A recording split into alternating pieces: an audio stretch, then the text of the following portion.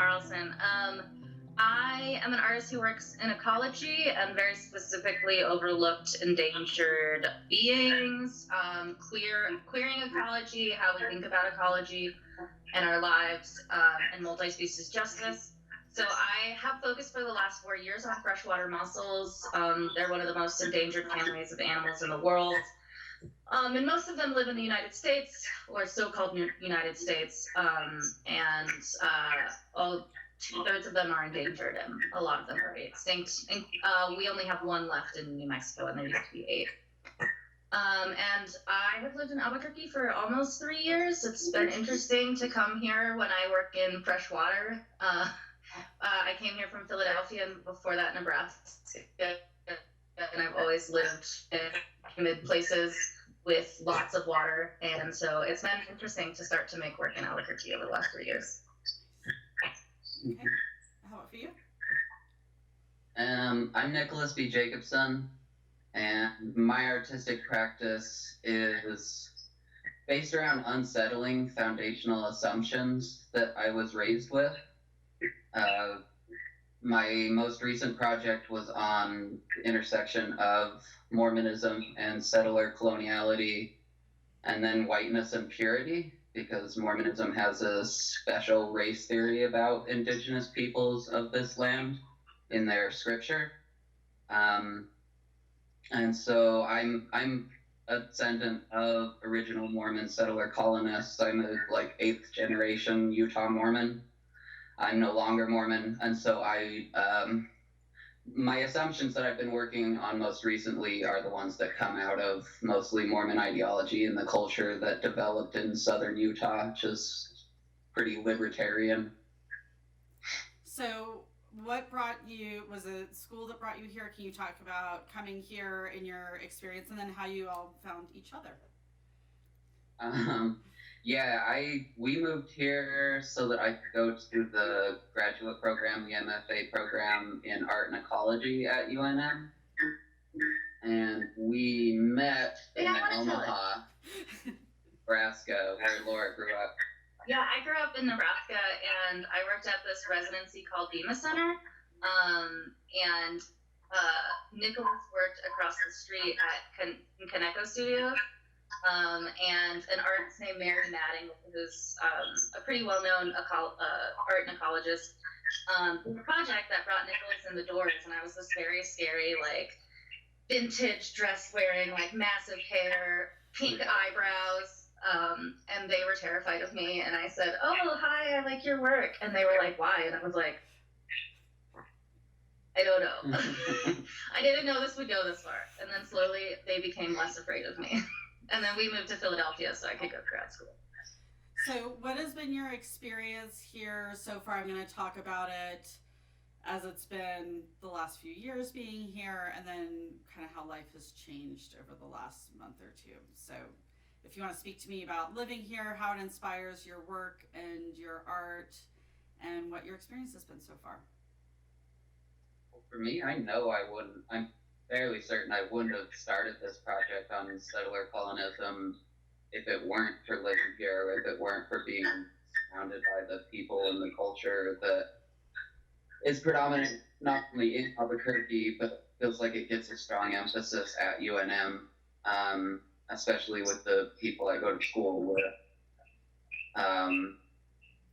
And also coming back to the deserts of the western side of this land. I grew up in the northeastern edge of the Mojave Desert. So coming back to this kind of land restarted some feelings that I've had from home, but had kind of not thought about in a long time since leaving. So yeah, the land and the people have definitely influenced what I'm doing. I did not want to move here at all. We were to the country, but last hotel night, I told Nick I was going to go to the airport and fly back to Philadelphia. But we made it, and it was a hard first year, but I've slowly, don't want to leave. It's really the land of enchantment and entrapment. And it's been really interesting because I've had to completely relearn ways of being and being with other people. So I moved from Nebraska, which is, the Bible Belt, very conservative, where people would write articles about my artwork, which I used to make some really feminist artwork, where you couldn't even be like naked in like a gathering. To Philadelphia, where I was in culture shock because I was like from this kind of white trash suburb of Nebraska, and then I was like I went to University of Pennsylvania, and I didn't even know it was an Ivy League when I started. So I was like total culture shock, like what am I doing here? And then another culture shock in Philadelphia, or Albuquerque, where it was dry, and I was like, where is the water? But then we started camping, and I started realizing that the water that I was so interested in had a totally different meaning and context in the West, and that was something that I could really begin to engage with in a different way. And so, like in Philadelphia, there's many freshwater mussels that live in Pennsylvania, but there's one in New Mexico. So I could really dedicate myself to the Texas horned shell and give it everything I have. So tell me, we'll just go ahead and bring it up to date. Let's just start with, do you remember a moment, or when do you feel that COVID-19 kind of first started entering your consciousness, and how it was really going to start impacting your lives just in your day to day, but also your work and your pursuits? So Nicholas was one of only 4 MFA graduates this year that got to finish, that got to have a public MFA exhibition. So they're really lucky, but my parents were supposed to come for it. And my mom, who used to be a nurse, and is like very knowledgeable in these areas, was like, I'm sorry, we're not coming anymore. Cause they're over 60. My dad had a cardiac arrest 4 or 5 years ago. And I was like, that really sucks. And I understand, but I felt like it was more for her anxiety than it was for actual COVID. And then it's amazing because that was March 10th or something, 7th. And that we had like open snacks, and like we had made all the food, and it was all like everyone was touching everything. We left right after that to go camping and came back to physical isolation and just like complete. I think we drove back, we went to the Oregon mountains, and we came back and we went grocery shopping immediately because we opened our phones up on the last day and like started to get really anxious. And when we went to the grocery store and there was no bread and there was no cat food and there was no cat litter, that's really where I had my first panic attack and was like, what the hell is going on? You want to talk and add to that, Nicholas, too, just that experience, the re-entry from just a lovely, pleasant camping trip to this. Well, it's funny because my thesis exhibition, which was like probably exactly 1 week before the earliest stay-at-home orders started, before at least the university started making preventative measures. And so in my exhibition, I'm doing a performance where I'm wearing an all-white coveralls. I have a face mask on and a hairnet, and I'm spraying disinfectant bleach on things. And this was about like whiteness and purity and genocide and erasure, and the way all of those things kind of get overlapped when you think about manifest destiny to microbial genocide that goes on right now. But everybody was joking about people hoarding toilet paper and water, and people were having fun joking about COVID-19 and people overreacting to it. And then a week later, it was all very real. And so, I had my exhibition and my talk, and then we went camping. And then, right as we came home and did our last little grocery shopping, all of a sudden, it was very, viscerally real.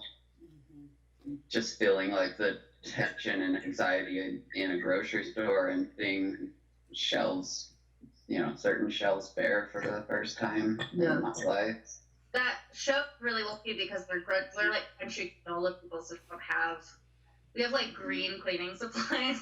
And so we just happened to have a gallon of bleach from their exhibition. So it was like, honestly, it was like my ancestors was telling me something. Disinfectant wipe, gloves, face masks. We actually had those things before they sold out because I bought them 6 months ago for this performance. You still can't get bleach. My boyfriend was looking for it yesterday at the store. He still can't find it. So We can get a jar of bleach. Okay, I might be calling you for that.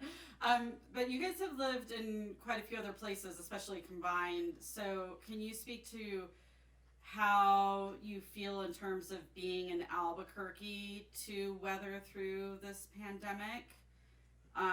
What you think are maybe the pros of that or cons, and how maybe your experience here in Albuquerque compares to other friends and family in other cities and towns? I feel very lucky to be here. So both of our parents live in states that do not have stay-at-home orders. And both of our parents are vulnerable people to COVID and to hospitalization. So it's actually very scary to know that there are like 3-4 states that don't have those orders, and for some reason we both have to be like with those kind of families. And my parents live with my brothers, and they both still have to go to work, so they come home every day. One of my brothers works at a hardware store, and people are doing non-essential shopping at that hardware store all the time. So it's a very stressful kind of situation. And then my grandma got put on hospice yesterday, and knowing that like my mom can't go visit her, I can't, like no one can go into her home. So it's very stressful to be so spread out, but it's also thinking about Philadelphia. I'm very glad we don't live there right now, even though I know Philadelphia is doing a really good job. To know that we have a governor that was like, and I have problems with her other places, she made the stay-at-home order long before, New Mexico was hit. The care that we have in relations with other people here, and including like giving mutual aid to one another and to larger groups. And Nicholas is building me a chicken coop right now. And in a totally funny, different story, I somehow got a rabbit during this whole thing. I have a COVID rabbit, and Nicholas built me a rabbit hutch, so we have a backyard, and it's nice. I mean, it's hard, but nice. Absolutely. So, Nicholas, tell me about that. Like, I love that. I mean, I think people are finding other ways to feel constructive in their time, and just embracing when you do have outdoor space or you can't have these things. So can you tell me about your experience with that, and just kind of add to how it feels to be in Albuquerque versus elsewhere during this time? And just I'd like to hear more just from the student experience too, from both of you. Just semester abruptly ended, or shifted, certainly. So Well, I'll start with that because I finished the thesis exhibition and my talk, and I'm in my last semester of the graduate program, and so in a way my semester ended anyway. And so I'm super, super lucky about that, because I also have a fellowship this semester, so I'm not teaching in order to pay my tuition. I don't. And so I got really lucky in being able to process what was happening right as it happened, and especially because I just finished an exhibition. And I don't know if a lot of people go through like a post-exhibition depression, because you put all of this energy into one place and all of a sudden it all comes out at once, and you never quite get the exact same energy back that you put in. And so you kind of end on a low. And then plus this project was really personal, and so my mom was here for it, and we haven't talked about some things in like 18 years, because that's when I left Mormonism. And we both put up with like don't ask, don't tell wall. And that wall finally came down through this project. And so there was a lot that I was processing. And so honestly, I was really lucky not to have to continue focusing on these things that don't seem as important right away, like not exactly in this moment. Yeah, they're still important, but not like right now. And so that would have been really hard to be like, okay, how do I teach online while I'm also processing these things that honestly to me felt kind of, I had a lot of panic attacks because again, I'm from like a libertarian area that's very anti-federal government and has a long history of militias. Like the Mormons themselves have been anti-federal government. Like that's a huge part of their early history is running away from the federal government to what was Mexico when they got to what now Utah, so-called. Anyway, yeah, so I was lucky not to have to do that stuff as a student, but I know a lot of my fellow colleagues, they were still working on their thesis submissions. They're still trying to teach a class. They're still trying to finish some of their own coursework in a place where suddenly those things not feel as, or you know, they might not feel like the first emotional need at the time. And I forgot the other questions. Oh, I was going to say, just building off what Laura had been talking about too, just like these projects you're taking on. Yeah, like what is day-to-day life now? Like what do your days look like during the pandemic for each of you? I've honestly, like, because of that kind of pressure and that tension I've been talking about, I can't think like critical creative. Because like we're both research artists, and so a lot of it involves that like mental space, which I have no space for because I feel like my brain's trying to solve other problems that really aren't mine to solve, but my brain wants to anyway. And so these kind of construction projects where it's like spatially creative thinking, I can still have space for, and so it's been really nice to have outdoor space to be able to do that kind of work, and then that we live in the middle of the city, yet somehow it's still a little rural, and so there's a lot of like scrap around. Honestly, both the chicken coop and the rabbit hutch have been made from stuff that was just around our yard. Yeah, so that's like losing my studio is a bummer because I had plans to like use a lot of the facilities, like the ceramic kilns, and just to be able to use my studio without having coursework to complete would have been amazing, but that's off limits now. We have a small house and the living room is already my studio, so that's why I have a backyard. Mm-hmm. And what about, so tell me about some of those questions and some of those problems and where your mind is trying to venture into, but then it starts getting, I don't know, it's a very hard time but what are some of the things you're thinking about? What are some of those questions and problems and things your mind's seeking to address?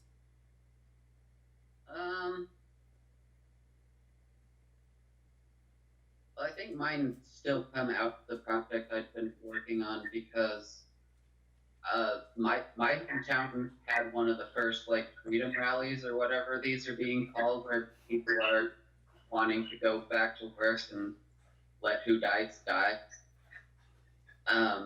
And so the things that weigh on me the most is in the place we are even beyond COVID, how do we bridge these divides? How do we communicate with people when media is suspect, when academics are suspect, when some people's reality is based on like religious ideologies, things that are unarguable?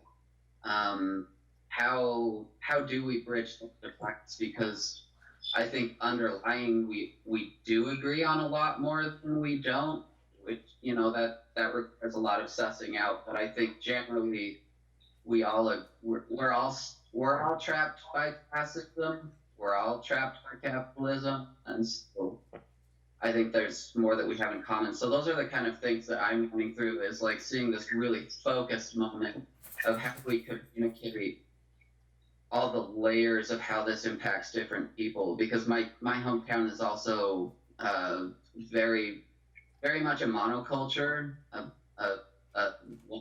one culture, mostly one race.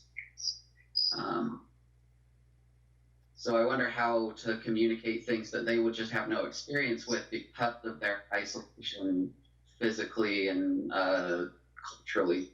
Mm-hmm. Mm-hmm. Absolutely.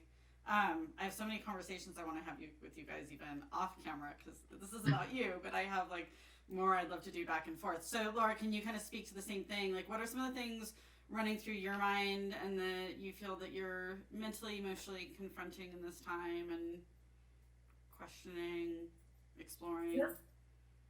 I mean, one thing that's been really strange is I've never been, like, this is going to sound so, probably not bizarre to other artists or other people that feel like me, but I've never been super enthralled with being alive. Like, I just happen to be alive and I have to deal with that every day.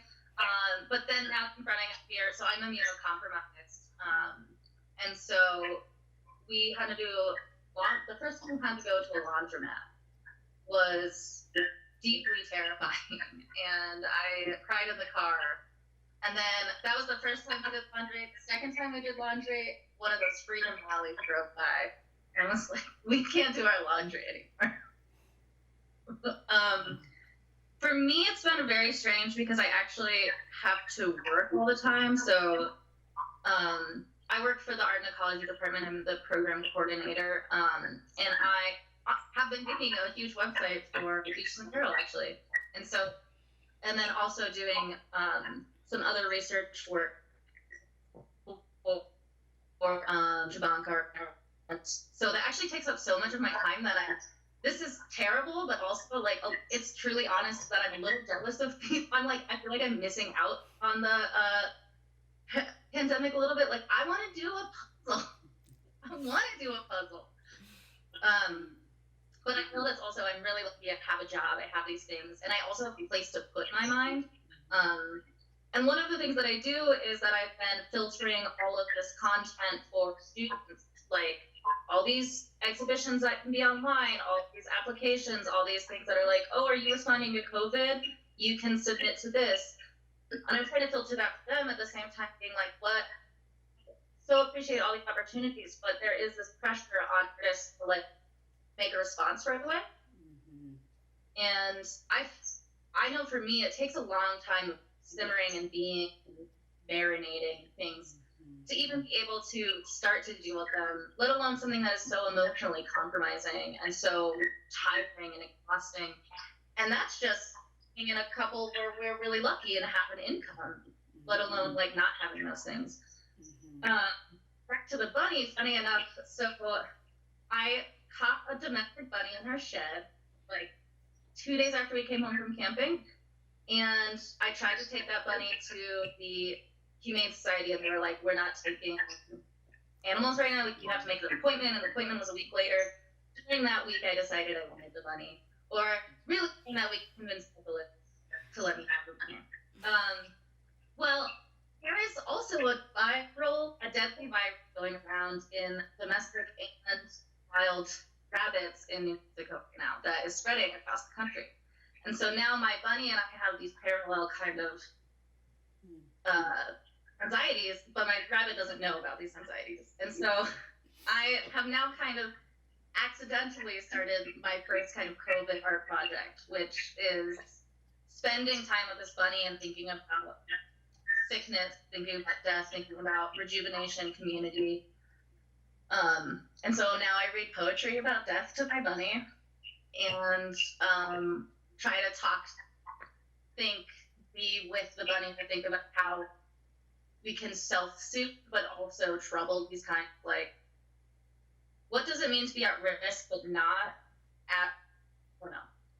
I just, like, there's not even a question right now about what this place is. I can't even formulate the question, so I'm just trying to, I just lay with the bunny and we look at each other and we think about these things. I mean, I don't know what Bunny is thinking about, but I'm thinking about these things while looking at my bunny.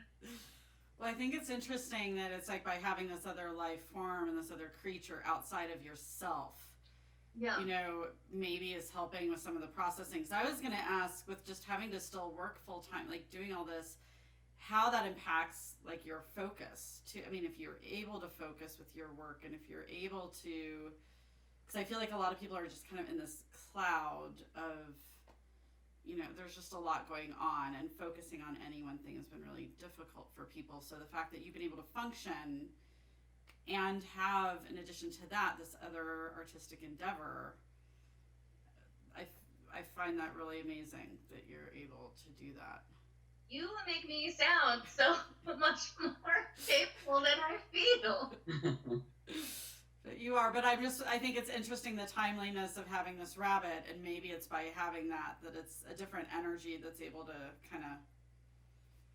Honestly, it really is like every morning. So the rabbit has this like large enclosure, and inside of that a rabbit hutch. So every morning I have to go open the hutch, and then I want to play with the bunny a couple times a day, and then at night I have to close the hutch. So I have this entire kind of day built around this other animal. And while we do have cats, they're much more integrated into our lives. We share a home. It's very different. But with the rabbit, it's one, it was simultaneous to COVID. And two, it gives me like an extra routine on top of my routines. And I'm very routine oriented, which is maybe why I seem so functional. Well, and I was going to ask you guys too, with being a couple and with you being immunocompromised, Laura, do you kind of have, Nicholas, where you're the one that kind of goes outside of the house when necessary to do certain things, or, what does all of that look like as far as just kind of the dynamics of the unit and the household and balance of everything? Well, so with just finishing school, I'm supposed to enter the job market now, which kind of doesn't exist anymore. But honestly, I'm the kind of person that was like, cool, I'll just go work at Trader Joe's then. Like, they're definitely hiring right now. But with Laura being immunocompromised, like, I don't feel safe going to work at a grocery store right now. So even the kinds of jobs that are available right now, I don't feel safe taking, even though I would probably be okay because I tend to have a strong immune system. But yeah, and so with those things, we still tend to do our things together. Because they're like buying 3 weeks of groceries honestly might not be very reasonable for me to do by myself. And then like bringing them home and spraying them all down and cleaning them, and like it's just that's our project today is groceries. And it's now like a 4-hour project. Oh, that's so long. It's true. I think I also downplay it a little bit in myself, grocery shopping is terrifying. We do wait like 3 weeks, but it's an outing. Oh my God, I get to go somewhere. How exciting. I get to smile at people and they don't know because it's under my mask. I'm from the Midwest. I need to tip my hat at people. So what about, I think you guys so far, because I've only done a few of these, but you guys are the youngest, I think, that I've spoken with. So tell me your ages, because I don't even know. So how old are each of you? I'm 36. Okay. I'm 29. And you're 29. So how do you feel in terms of like your peers and other people within your social circle too? Do you feel that they've, them absorbing this and processing it has been a similar experience? Do you feel that, as far as the seriousness, the gravity, where do you think they are in terms of just your peers? I think my peers here in New Mexico are definitely all taking it very seriously. In the early stage, like the first month of it, a lot of my colleagues at school have been putting together petitions because we all had to figure out how are we going to graduate in time without having to pay more in order to finish in the summer semester because they're losing their studio. So how are they going to finish their thesis project? Are they going to have all the financials? Am I paying for a studio that I'm not using? Am I paying for courses that I'm not actually getting to go to anymore? So there was a lot of that going on. And then, what else? Well, I'm going to follow up with that. So what came of all that? So for the record, because I'm kind of seeing these as being able to historically document for posterity. So what came of all of that? Well, the school they extended everybody's deadlines. Everyone in my year will graduate on time, whether they complete their stuff or not, in good faith that they will complete it by the end of summer. Given that they have access to the things they need access to complete. I imagine that's an open-ended, as long as you can finish, then we expect you to. And yeah, we've gotten refunded for half a semester of studio fees. I think classes as far of just sort of like you go on. I think they've switched to pass fail rather than grades. You can choose pass fail. Okay. Okay. And so I think they've made a lot of accommodations, with also some of them being open-ended, as like, because they don't know. Like right now there's emails going around where people are like earlier, the first and second years are saying, I might take a year off if it keeps going like this, but they have to accept their assistantships, like to teach, in order to pay for school if they plan to stay here, and they have to sign that contract in May. But they won't know if they're coming back to school or not until they know what's going to be happening come August. And so there's all these things where they have to make a decision now about something that they don't know yet. And so that's being tossed around of like, how do we resolve this issue? Because it's kind of, like, how do you take a printmaking class without a printmaking facility? How do you take a ceramics class without a ceramics facility?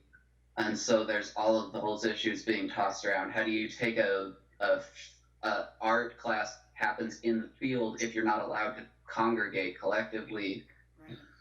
So there's a lot of stuff of people being like, maybe I'll just take a year off. Right. That's so much decision making, and someone who's not always good with that, I don't even know how they're wrestling with it. It makes your head spin, kind of. That's a lot. How do you feel that this is maybe shifting mindsets, perspective, and how do you see in moving forward, like as this pandemic evolves, like how are you guys even, I don't know, is like even mentally adapting, or how do you feel like you're mentally, emotionally changing in terms of your approach to work, your life, as this is moving forward? Can I say, that Nicholas restarted their antidepressant?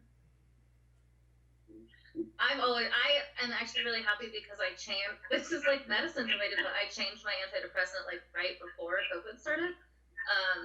And I'm really glad that it worked and that I don't have to try to change again.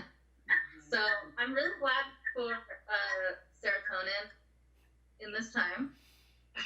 Like, very grateful. Fair.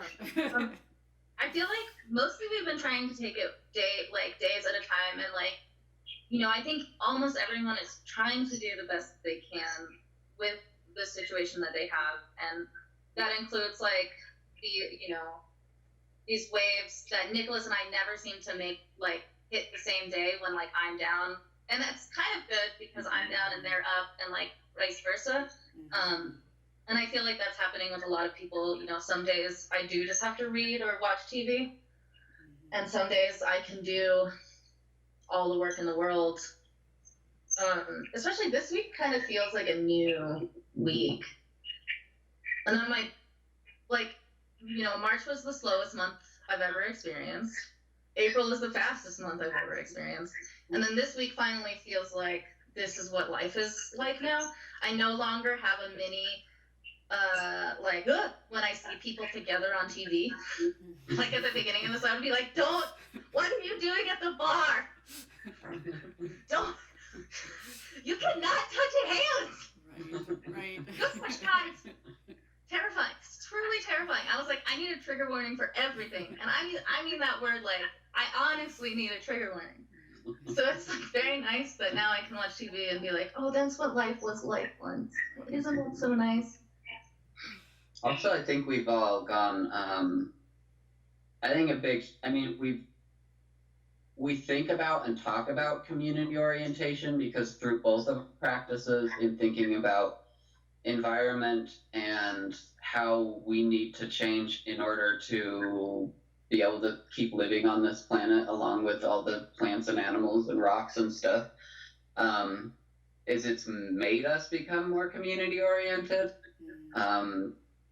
So like our neighbor has I would guess 8 to 10-year-old son, and they're all trying to figure out how to be homeschoolers while also maintaining their jobs if they're able to maintain it. And so she reached out and asked me if I would make like a video to help them for an art class assignment. And so I made a video on making video, like super basic stuff, like basically help them make better TikToks. But we don't really know what a TikTok is. Yeah, but. I don't. Right, so you're learning too. We kind of live on an unincorporated commune because there's 3 houses on the one lot and we all are friendly. And so like the chicken coop is a collective chicken coop. And we've been like helping each other find screws and boards and bring home pallets and source the chickens. We've like worked together with friends. Like one of our friends was in quarantine for 14 days, and so we brought them soup and cheer on certain days. Just checking in with friends a lot, like more than we would have. So I think it's just made us a lot like to recognize and value, and like for me looking into the future of this is more what I want to bring out of this. Like I don't really want to go back to, I don't know, striving for like an individual goal, but I'm starting to actually like viscerally understand what it means to work as a group and rise together rather than like I'm gonna come up here and you do your best and I'll do my best and wherever we end up is where we end up. And with that, and I was thinking about your question earlier, like our peer group, and one thing that's been really amazing to see and also be a part of is a lot of us have like most of my friends have lost their jobs or they work at grocery stores or like so they're having really stressful times, and we're all still trying to figure out like if we can give part of our stimulus check, like who do we give it to? We're trying to give each other the resources and how like we don't have like, you know, everyone I know is broke and was broke before this and will be broker after, but we're all trying to figure out like how much can I give to this Navajo Nation mutual fund raiser? How much can I give to the Albuquerque Rapid Relief Fund? And so I think that's really good to see is like we're trying to put, I mean, Nick and I are radical anti-capitalist, like eco-socialists already. So we're definitely not those people that think that you know, we are the virus, because that to us is a form of eco-fascism because it's the most vulnerable people that are hurt the most at the time. But with what we have, how can we use that to try to create a different world through this and also make sure that our most vulnerable relatives are safe during that transition? And I think that's wonderful, and that's what I'm hoping might be the silver lining that comes out of this, or just that, yeah, people tap into that a bit more. I feel like I'm finding that among my own peers and social network, but you know, I also feel like I engage with probably more mindful or thoughtful people to begin with, but yeah, it's I do hope that's something that's coming out of it. So I think just in looking, you know, forward then, I've been asking everybody with whatever projects you might be embarking on now or things that are just now starting to percolate, where do you see yourself a year from now in your pursuits and endeavors and in general? Oh my gosh, I haven't even let myself think about that. Yeah. Well, I keep making this joke. So I'm 29 and I turn 30 next January. And I keep making this joke that I have all these goals that I need to like finish by the time I'm 30. I like always been kind of ambitious, and then I'm just like really upset because 2020 doesn't count, so I get to miss a whole year, like this whole year to get things through. So I'm gonna be 29 again next year to be able to get all my goals done by the time I'm 30. So I hope that, mostly I'm really hoping that things get different so I can go to, like, selfishly to residencies so I can make cool work again and have friends and go to museums. I want to go to a museum. In a year, I want to go to a museum.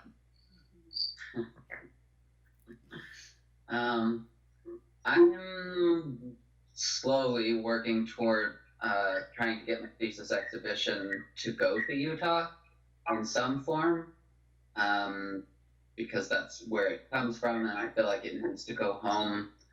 But challenging the Mormon church that has so much power in Utah, it's challenging to find a venue that will host it.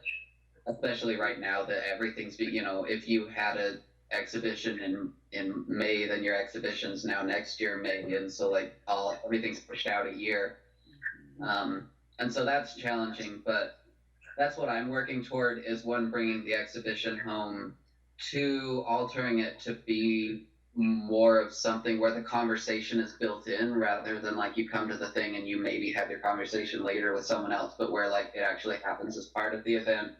And then three, that I'm working with a woman from the Shivwits tribe whose land I grew up on, and working with her through a project, and I'm hoping to maintain and help that relationship grow to be able to start working on new projects that are involved in directly doing work to, I guess, find responsibility for what my ancestors did, of what heritage I carry, of answering to that.